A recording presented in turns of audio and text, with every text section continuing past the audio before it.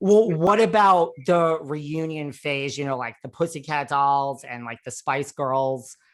Nostalgia, like people want it. Like, what do you think that is about, like, the 90s and just we can't get enough?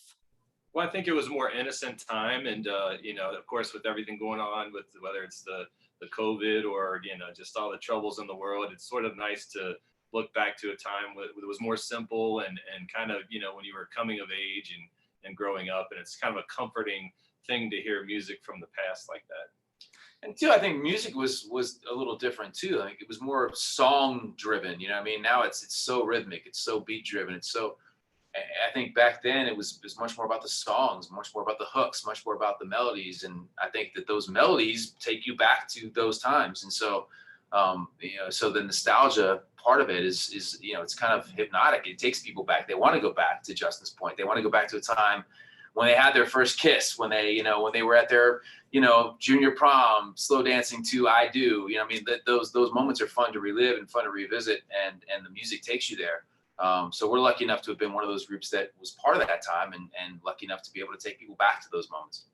It was just the music was different. I find myself 99% of the time going to the 90s section of my playlist.